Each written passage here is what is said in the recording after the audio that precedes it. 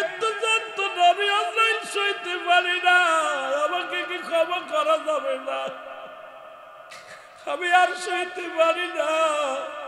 আমার আল্লাহ ডাকতে বলবে আজরাইল কোনো আফিল চলবে না, নিজের রূহটা তুমি ধরো, জোরে জোরে ধরে নিয়ে আসো। নিজের গালের মধ্যে হাতটা ঢুকাইয়া দিয়া আজরাইল নিজের জবানের মুখের মধ্যে হাত ঢুকাইয়া নিজের রূহটা ধরে মওলার কাছে শুপে দিবে। মুসলমান সবকিছু শূন্য বিচ্ছিন্ন হয়ে যাবে। সুতরাং আমি আপনি থাকবো না, সব কিছু আল্লাহ নিয়ে নিবে। আজকে দুনিয়ার মধ্যে কার জন্য নাই করার এমন? কার জন্য তুমি সুদ খাও? কার জন্য ঘুষ খাও? কার জন্য ব্যভিচার করো? কার জন্য মালে ফাঁকি দাও? আরে সরকার বেটা 50,000 টাকা বেতন দেয়, তারপরও তোমার সুদ ঘুষ না খাইলে চলে না। আরে কার জন্য? যাদের জন্য তুমি ঘুষ খাও, যাদের জন্য তুমি বাড়ি গাড়ি করলা, কেউ তোমার নয়। এখনই তুমি চোখ দুটো বন্ধ করে দেখো, আদরের ছেলে তোমার নয়, আদরের মেয়ে তোমার নয় রে। পৃথিবীর কেউ তোমার নয়। সবাই তোমার বিদায়ের জন্য পাগল হয়ে যাবে, কেউ রাখবে না। জোরে জোরে চিল্লায় বলা যাবে না আল্লাহু আকবার। ডাকতে বলে আজরাইল, আগে বলো আমার রূহটা তুমি কেমনে বাইর করেছিলাম? বলে হুজুর, পৃথিবীর মধ্যে সবার জান কবজ করার জন্য আমি দুনিয়ার মধ্যে আসি না। একমাত্র আপনি কি জানেন না আমি আসমানে থাকে আমার মাথা, জমিনে থাকে আমার পা। আমি আজরাইল এত বড় দানব, পৃথিবীর সমস্ত পানি যদি আমার মাথায় ঢেলে দিয়ে হয়, একটু পানি জমিনের মধ্যে গড়ায়া পড়ে না। আমি এত বড় দানব। এ বন্ধু শোনো নাও, আমি আজরাইল শুধু একমাত্র ইমানদারের জানটা বাইর করার জন্য জমিনের মধ্যে আগমন করি। কিসের মধ্যে? জমিনের মধ্যে। জাহান্নামীদের রূহ কবজ করার জন্য আজরাইল আসে না জমিনে। উপর থেকে এমন একটা চিৎকার মারে, সঙ্গে সঙ্গে তার কলিজাটা ফেটে যায়, মৃত্যুবরণ। একমাত্র ইমানদার, ইমানদারের অনেক পাওয়ার, অনেক ক্ষমতা ইমানদার। আমার ভাইরা, আমার বন্ধুরা, আমার হুজুর মায়ের বুকে দুধ খাইতে খাইতে সন্তান যেমনি ঘুমায়া যায়, আপনার রূহটা সেমনি বাইর করে যে আপনাকে আসানের সঙ্গে মৃত্যু দেওয়া হয়েছে, আপনাকে কোনো কষ্ট দেওয়া হয় না। আজরাইল বলার সঙ্গে সঙ্গে হযরত ইদ্রিস আলাইহিস সালাম ডাকতে বলে আজরাইল, এত সহজ মৃত্যু যদি এত কঠিন হয়,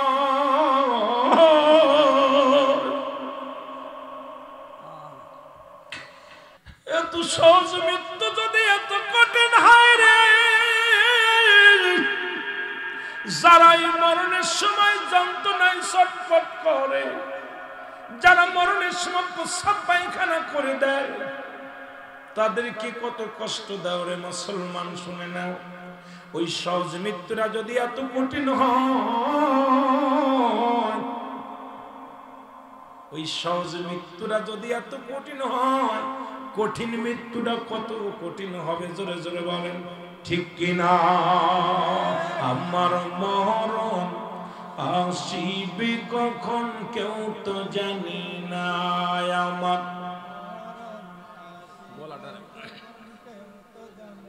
এ আমি চলে যাব, আমায় তোমরা ভুইলা যাইও না, আমি চলে যাব, আমার মরণ আসিবে কখন কেউ তো জানি না, আমার মরণ। এই পৃথিবী চিরদিন থাকার জায়গা না, অন্ধকার কবর যে তোমার আসল ঠিকানা রে মানুষ, অন্ধকার কবর যে তোমার আসল ঠিকানা। ডানে বামে মাটি, আমার মাটির বিছানা, ডানে আরো জোরে বলেন ডানে বামে মাটি আমার, এই আমি চলে যাব আমায় তোমরা ভুইলা যাইও না, আমি চলে যাব আমায় তোমরা, আমার মরণ আসিবে কখন কেউ তো জানি না, আমার মরণ। এ দুনিয়ার মুসলমান শুনে না, তারই বোঝা গেল এক নাম্বার বিপদ হলো মানুষের মরণ। পালাবে কোথায়, পালানোর পথ নাই। যেদিন সবাই শেষ হয়ে যাবে, দুনিয়াটা শেষ হয়ে যাবে, এর আজরাইলেরও মৃত্যু হবে, মিকাইলেরও মৃত্যু হবে, ইসরাফিলের মৃত্যু হবে, জিবরাইলেরও মৃত্যু হবে রে মুসলমান। এই মরণের কথাটা বলতে যায় একটু ওদিকে টাচ দিয়ে যায়, টাচ দিলে আপনি ভালো বুঝতে পারবেন। যেদিন সব মাখলুকাতের মৃত্যু হয়ে যাবে গো, আমার আল্লাহ ডাক দে বলে, এক জিবরিল এখন জমিনের মধ্যে কে কে আছে একটু খবর লাও। খবর আসমান থেকে জমিন পর্যন্ত, পূর্ব থেকে পশ্চিম পর্যন্ত খবর নাও। সত্তালা জমিনের মধ্যে আমি হলাম স্রষ্টা, তোমরা হলে সৃষ্টি। এই সৃষ্টির জগতে কি কি আছে জিন্দা আমি একটু জানতে চাই। আমার আল্লাহকে জানা দিবে আল্লাহ এই জমিনের মধ্যে সব কিছু চূর্ণ বিচ্ছিন্ন হয়ে গেছে, এখন বাকি আছি আমরা 4 জন ফেরেশতা, আর বাকি আছেন আপনি, অবশিষ্ট আছে 5 জন। জোরে জোরে চিল্লায়া বলা যাবে না আল্লাহ, আর একটু জোরে বলে। আমার মালিক ডাকতে বলবে, আজরাইল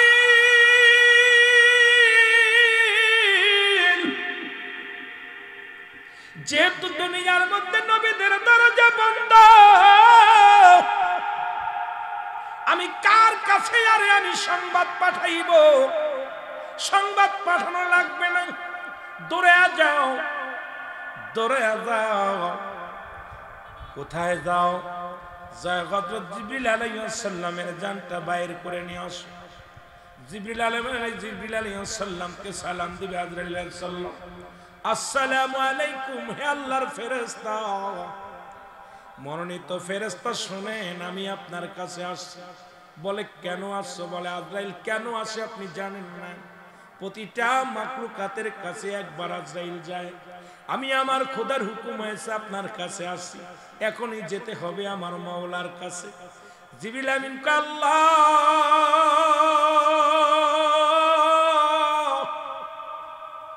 আমি বার্তাবাহক ছিলাম পৃথিবীর মধ্যে, তোমার নবীগণে নবীর দাওয়াত পৌঁছায়, তোমার সংবাদ পৌঁছায় দিছে। আদম থেকে শুরু করে আদম নবীর কাছে আমি জিবরিল আমিন আগমন করেছি 12 বার। ইদ্রিস আলাইহিস সালামের কাছে গেছি 4 বার। ইব্রাহিম আলাইহিস সালামের কাছে গেছি আমি 450 বার। মুসলমান 42 বার। হযরত মুসা আলাইহিস সালামের কাছে গেছি 450 বার। আখির নবীর কাছে গেছি মুসলমান 24,000 বার। এই পৃথিবীর মধ্যে তোমার সমস্ত নবীদের কাছে যখন তুমি পাঠাইছো আমাকে রিসালাতের দাওয়াত দিয়া, যখন তুমি আমাকে পাঠাইছো বার্তা নিয়ে, আমি নিয়ে বহন করে তাদের কাছে নিয়ে গেছি গো আল্লাহ। আমার যে মৃত্যু বরণ করা লাগবে, বলে হ্যাঁ, এখন আপনার কোনো আপত্তি, কোনো কাকতি কাজ হবে না। আমি আজরাইল আপনার সামনে হাজির হয়ে গেছি। মাওলার কাছে চায় দেখেন মাওলা আপনাকে দান করে কিনা, আপনার রূহটা দান করে কিনা। আমার আল্লাহ ডাকতে বলবে, আজরাইল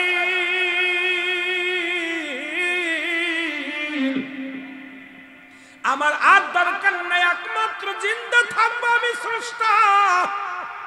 স্রষ্টার কোনো মৃত্যু নাই, সৃষ্টির মৃত্যু আছে। যেহেতু জিবরিল আমিন সৃষ্টির মধ্যে পড়ে গেছে, নিয়ে আসো তারে তাড়াতাড়ি, দেরি করো না, দৌড়ে যাও। সঙ্গে সঙ্গে জিবরিল আমিন মুসলমান রূহটা দেওয়ার জন্য প্রস্তুতি হবে। যন্ত্রণা একটা চিৎকার মারবে, আজরাইল আরে রূহ বাইরা, তো কষ্ট আমি যন্ত্রণা সহ্য করতে পারি না মালিক। এমন জোরে একটা চিৎকার মারবে রে,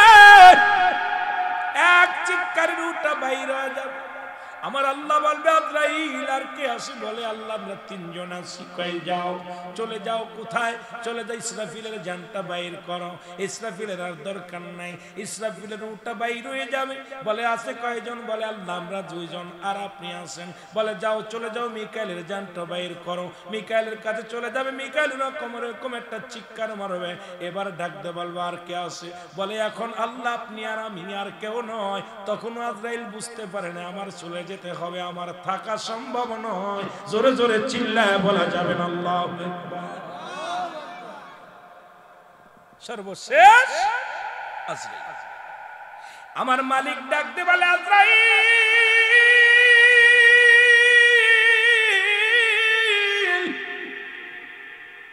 এখন কে আছে গো? কি কে কে জিন্দা? বলে মালিক আপনি আর আমি। প্রস্তুতি হও। আল্লাহু আকবার। প্রস্তুতি হও। আজরাইল আল্লাহ কি শুনাইলেন? আমার উপর মরতে হবে। কয় হ, তুমি কি শোনো নাই?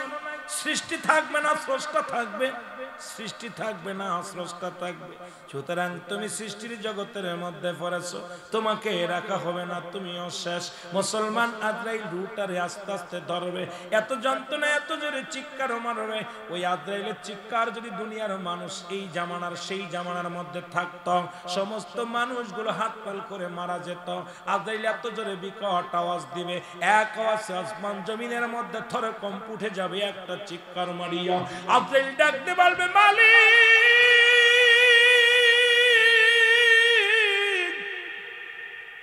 এই মৃত্যু যন্ত্রণা তো কঠিন রে,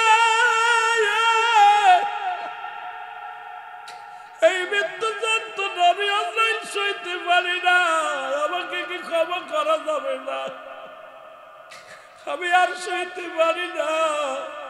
আমার আল্লাহ ডাকতে বলবে আজরাইল কোনো আপিল চলবে না, নিজের রূপটা তুমি ধরো, জোরে জোরে ধরে নিয়ে আসো।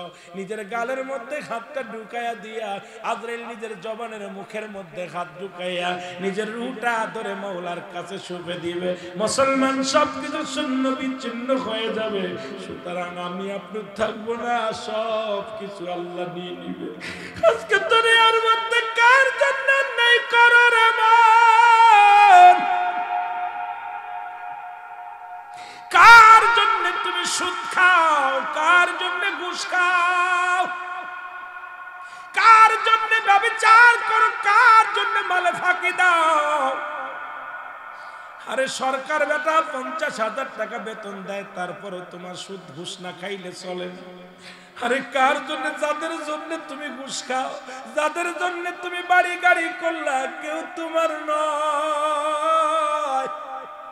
এখনই তুমি চোখ দুটো বন্ধ করে দেখো, আদরের ছেলে তোমার নয়, আদরের মেয়ে তোমার নয় রে। পৃথিবীর কেউ তোমার নয়, সবাই তোমার বিদায়ের জন্য পাগল হয়ে যাবে, কেউ রাখবে না। জোরে জোরে চিল্লায় বলা যাবে না আল্লাহু আকবার। এমনও লোক ছিল এই বর্ডার অঞ্চলে যাদের ভয়ে এলাকার মানুষগুলো থরথর করে কাঁপতো, জোয়ারদারদের ভয়ে, সর্দারদের ভয়ে, মোল্লাদের ভয়ে, বিশ্বাসদের ভয়ে। আজকে তারা কোথায়? তারা কবরে শুয়ে আছে। ওই কবর, অনেকের কবর উপরে কুকুর শিয়ালে পায়খানা করে। কবর থেকে আমি অমুক প্রস্থান ছিলাম, আমার কবর উপরে হাগিস না, ঠেকানোর মতো ক্ষমতা নেই। এই হলো আমার আপনার জিন্দেগি। হয়তো কত বছর দেখা গেছে, হিসাব করে গড় আয়ু মানুষের 70 বছর। কত বছর? জোরে বলেন না, কত বছর? 70 বছরে 10 বছর চলে গেছে বাল্য জীবন। কয় বছর? জোরে চিল্লায় বলেন, কত বছর? 10 বছর বাল্য জীবন। থাকলো কত? কথা কয় না। লেখাপড়া করেন না আপনারা? কত বছর? 60 বছর। 60 বছরে 30 বছর চলে গেছে ঘুমের মধ্যে। থাকলো কত? ঘুমাইতে চলে গেছে 30 বছর। থাকলো কত? 30 বছর। এই 30 বছরে 10 বছর চলে গেছে আপনার হলো যৌবন কাল। এরপরে বিয়ে করছেন, আর হলো চলে গেল 15 বছর। 15 বছর থাকলো 5 বছর।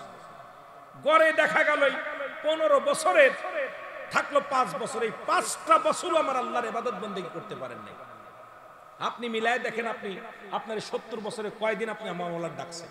সব জিন্দেগি আপনার 24টা ঘন্টার ভিতরে আমার আল্লাহর জন্য একটা ঘন্টা। এই 17 রাকাত নামাজ পড়তে একটা ঘন্টা সময় ব্যয় হয় না। কত ঘন্টা? কথা বলেন না কেন? কত ঘন্টা? 1 ঘন্টা ব্যয় হয় না। অথচ আপনার হলো এই দিনটা 24 ঘন্টা, 23 ঘন্টা আপনার। কয় ঘন্টা? 23টা ঘন্টা আপনার। একটা ঘন্টা আল্লাহ দিবেন, তাও পারেন না। বলেন দি 5 ওয়াক্ত নামাজ পড়তে কি 1 ঘন্টা সময় যায়? 1 ঘন্টা সময় লাগে না। দেখা যায় আপনার জিন্দেগি থেকে এই একটা ঘন্টা আপনি প্রতিদিন আল্লাহর ইবাদত বন্দেগী করতে পারেন না। তা আল্লাহ যদি আমাদেরকে দয়া না করে, জান্নাতে যাওয়া সম্ভব? যদি বলেন যা সম্ভব, আল্লাহর কাছে কাঁদবেন, চোখের পানি ছেড়ে কাঁদবেন, বললা আল্লাহ আমাদেরকে মাফ করে দেন, কারণ সবই তো আমার বলছি, আপনার কোনো বন্দেগী করতে পারি নাই। আল্লাহ যেন আমাদেরকে ইবাদত করার তৌফিক দান করে। সকলে বলুন আমিন। একটু মহব্বতের সঙ্গে দুরূদ শরীফ পড়ুন। আল্লাহুম্মা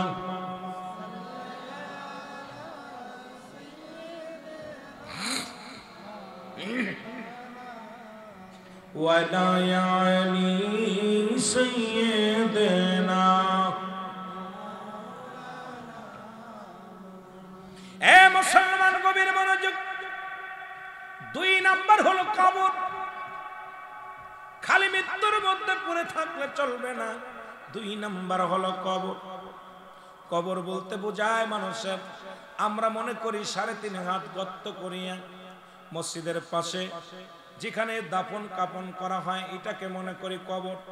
কবর বলতে বোঝায়, কবর বলতে বোঝায় মানুষের মৃত্যুর পর থেকে শুরু করে কিয়ামত পর্যন্ত জগৎটাকে বলা হয় কবর। কারণ দুনিয়ার মধ্যে মুসলমান একটু দিলের কান্ডা লাগায় শুনবেন, ও আমার বাজানেরা, যারা পানিতে পড়ে মারা গেল তাদের কবর কোথায়? যারা আগুনে পুড়ে মারা গেল তাদের কবর কোথায়? যাদের খাঙ্গর কুমিরে খাইলো তাদের কবর কোথায়? এক কথায় হলো, অনেকে হিন্দুরা মানুষ পুরা বর্ষ করে দেয়, চিন্তা করে আমার মাওলা আর মনে হয় আমাকে বানানো সম্ভব নয়।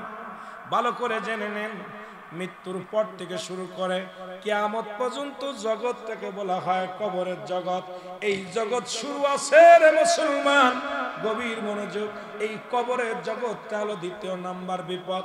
কবরে যখন আপনাকে শোয়া দিবে, একজন ফেরেশতা থাকবে কবরের মধ্যে, তার নাম হলো নোমান ফেরেশতা। নামটা কি? যারা বলেন নাম কি? আমরা জানি কবরে শোয়ানোর পর মুনকার নেকির আসবে। এই মুনকার নেকির ফেরেশতা আসার আগে একজন ফেরেশতা আসবে, তার নাম হলো নোমান ফেরেশতা। জোরে জোরে চিল্লায় বল আল্লাহু আকবার। একটু জিকির করেন না লা ইলাহা। একটু ভাই সাউন্ড দেন।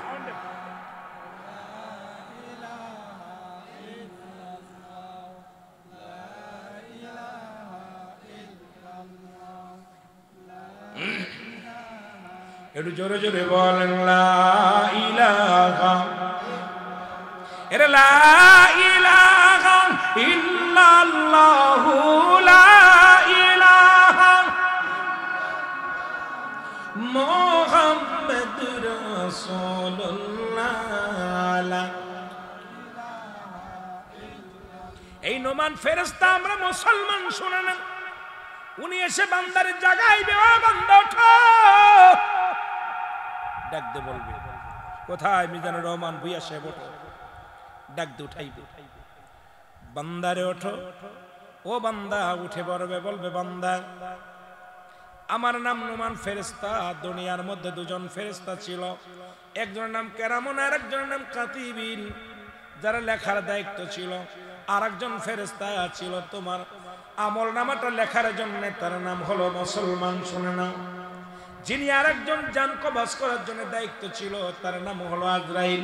আর আমরা হলাম কেরামন কাতিবিন, 2 জন ফেরেশতা। এখন কবরের ভিতরে আমি প্রথম প্রবেশ করেছি, আমার নাম হলো নোমান ফেরেশতা। এরপরে আসবে কে?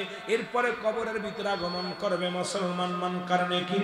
জোরে জোরে চিল্লায়া বলা যাবে না আল্লাহু আকবার। এ ভাই ডাক দে, বল বান্দা ওঠো। 2খানা কাগজ থাকবে হাতের মধ্যে, একখানা হলো নেকির কাগজ, আর একটা থাকবে বদির কাগজ। কবর 2 নাম্বার বলতেছিলাম, বিপদ হলো কবর। ডাক দে বলে বান্দা এই নাও নেকির আমল, এই নেকির কাগজটা আগে দিবেন। বান্দা কত রাকাত নামাজ পড়েছো, কতবার জিকিরি করেছো, কত জায়গা দান ধ্যান করেছো, কত ভালো কাজ করেছো, কোথায় নেকির কাজ করেছো, সে আমলনামাটা হাতের মধ্যে দিয়া দিবে। বান্দা দিকে আনন্দিত হবে, বলে বান্দা লিখে দাও, যার যার আমলনামা তার লেখা লাগবে। বাবা শুনে নেন, দুনিয়ার পরীক্ষা আর কবরের পরীক্ষার কথা শুনে নেন। কেউ লেখা কেউ লিখে দিবে না। এই যে কেরামন কাতিবিন লিখে রাখছে, এটা আপনার নিজ হাতে লেখা লাগবে। এটা মুসলমান কোন ফেরেশতা লিখবে না, আপনার আমলনামাটা আপনার নিজ হাতে লেখা লাগবে। বান্দা ডাক দে বলবে আমি লিখবো, আমার কাছে তো কলম নাই। ফেরেশতা ডাক দে বল, বান্দারে কলম নাও, এটা হলো কলম, ডান হাতের শাহাদাত আঙ্গুল মুবারক হলো তোমার কলম। আল্লাহু আকবার। কোন কলম? কথা কয় না, এই জোরে কয় না, এই শাহাদাত আঙ্গুলটা হলো